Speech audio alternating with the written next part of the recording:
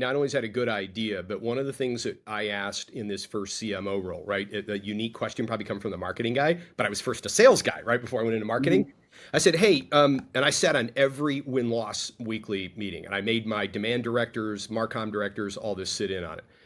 So for the reasons I said before, because if we're losing deals for things that are under the four Ps, it's on us to go fix those to better equip the sales guys. So I would ask, the head of sales, I'd say, hey, so when we do win loss and we had some real high ICP fit, dream accounts that we lost, and we know why, they gave us the detail. What do we do then? And they said, well, if they've signed a 2-year deal with a competitor and all that, we're going to come back in about 18 months and start following up with them, back to the cataloging, right? And the timing. I Mhm. said, well, hold on a minute. Because I was running marketing and that included product marketing and that meant analyst relations and that meant weekly calls with IDC, Forrester, Gartner, and a whole lot of others.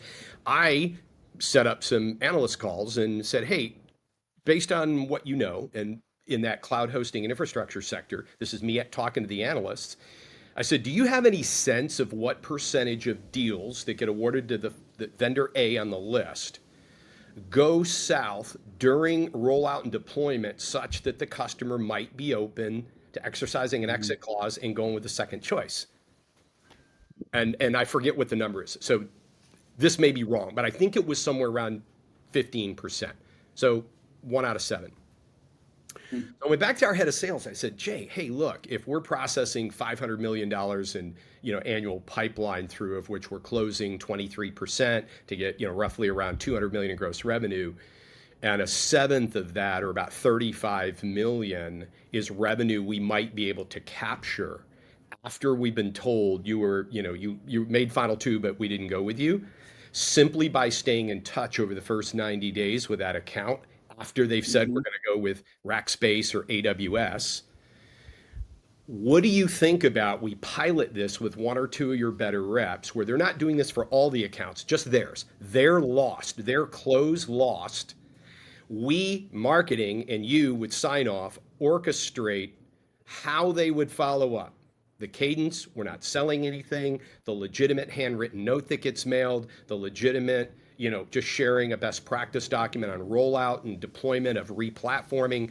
No sales, no offers. It doesn't go to my marketing team where they end up in some damn drip campaign. Mhm. Honest, sincere follow up, white glove follow up to show that even if we don't win the deal, we're classy even when losing and we're the kind of company you want to do business with.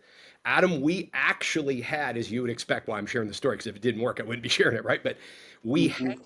defection scenarios where we could go to close lost, reactivate it as an opportunity back into the Mhm. pipeline, assigned to the same rep who did the warming to show them the white glove service and could then run that through, but it's already at the end of the pipeline. Why?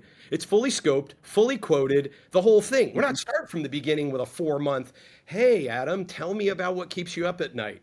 Hey, Mhm. so those types of behaviors that you're talking about are freaking awesome because it's found money.